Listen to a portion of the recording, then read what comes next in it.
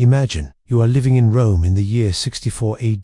The city has just endured an unimaginable nightmare, a sea of fire devouring familiar streets, consuming temples and homes, leaving behind smoldering ruins under a grey, smoke-choked sky. People are terrified. Cries and curses echo through the alleys. Everyone is searching for someone to blame.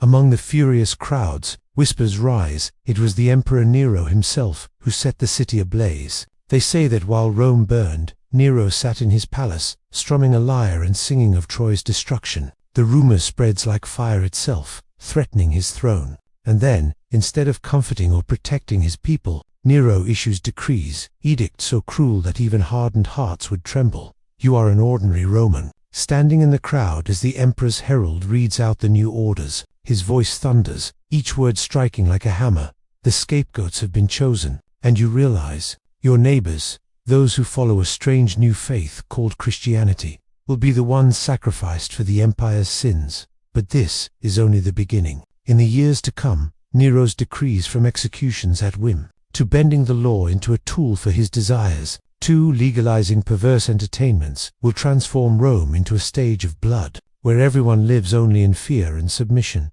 In this story, we will walk through Nero's most shocking decrees, to understand why history remembers him not just as an emperor, but as the very embodiment of absolute power corrupted to its core.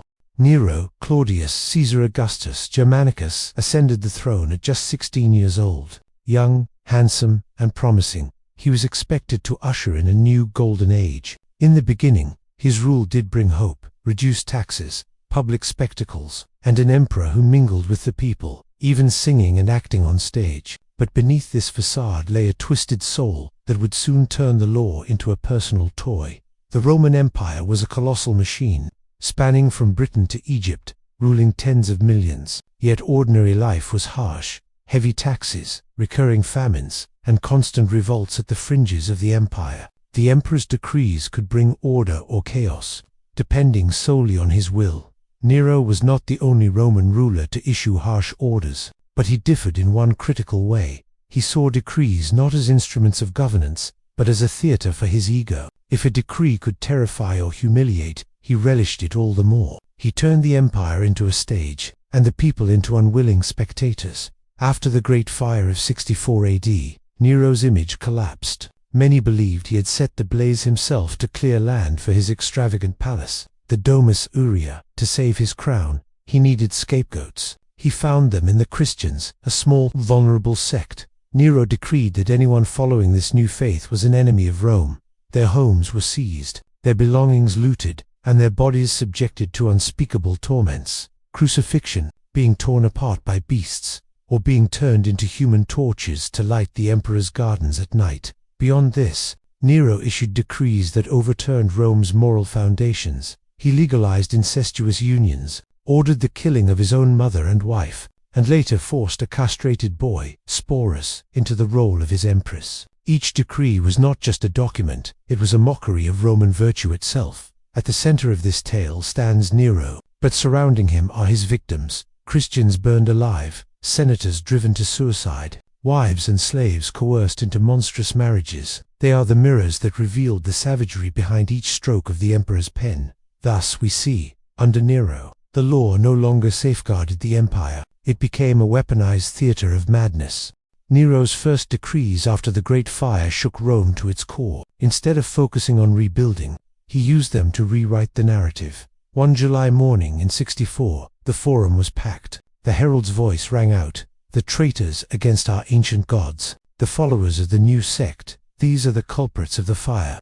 Eyes turned toward the poor Christian families living at the margins of the city. The decree had instantly branded them enemies of the people. Proof was unnecessary. The emperor's word was law.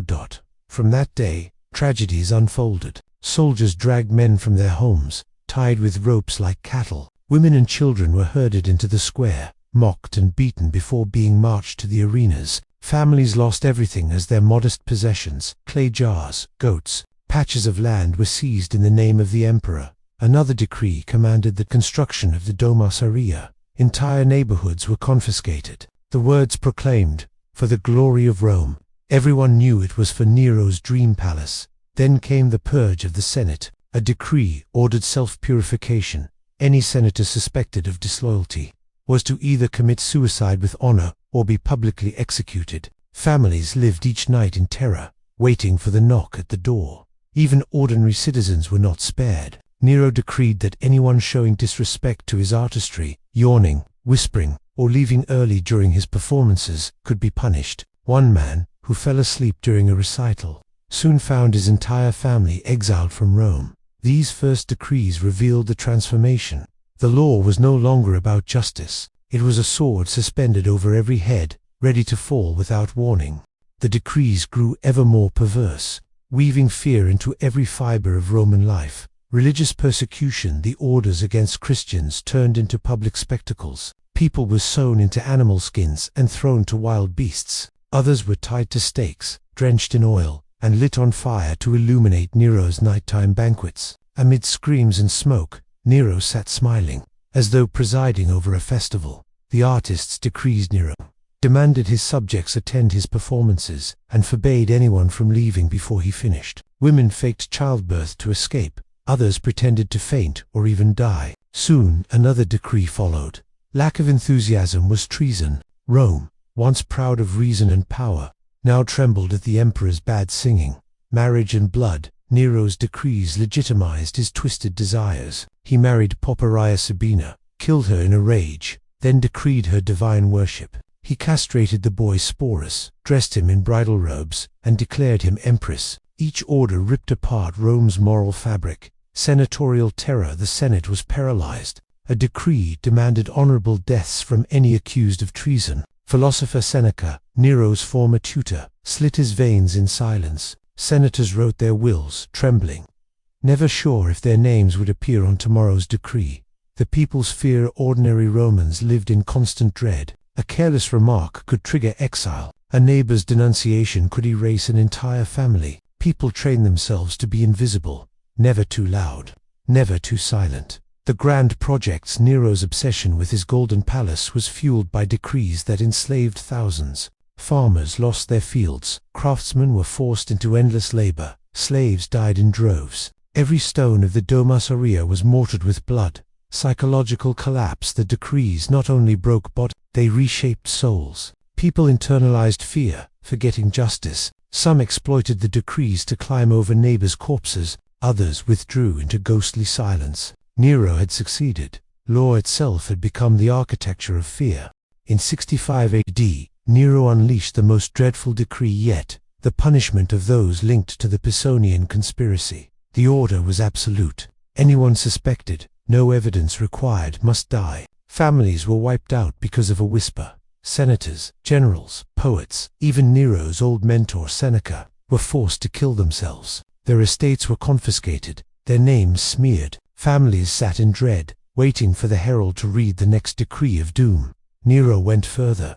He decreed that relatives of conspirators could also be executed. Bloodlines were extinguished, homes emptied, whole legacies erased. The cruelty turned into theater. Executions became banquets. Guests sipped wine as chained victims were marched to their deaths. Applause and laughter mingled with screams. For the first time, Rome itself seemed transformed into a theater of blood. Law had become the very instrument of terror, and Nero believed he had made himself immortal. After years of decrees dripping with blood, Nero's isolation deepened. Nobles seethed with vengeance, soldiers resented his indulgence, and citizens were crushed under forced labor. His edicts grew absurd. He postponed the Olympics so he could compete, decreeing that those who criticized his performances were enemies of the state. Rome, once master of the world, had become a laughingstock. In 68, rebellion erupted. Nero issued a decree calling loyal Romans to defend him. No one came. The Forum was silent. His armies deserted him. The Senate branded him a public enemy. Abandoned, Nero fled. His final decree was whispered to a loyal slave: help him die. On June 9, 68 AD, he stabbed himself, crying, Qualis artifex, peri, what an artist dies in me. His decrees left devastation. The Domus Aurea stood as a monument to madness. Thousands of lives had been obliterated. An entire generation had learned fear as its daily bread. The law, once Rome's proudest legacy, had been shattered into a parody.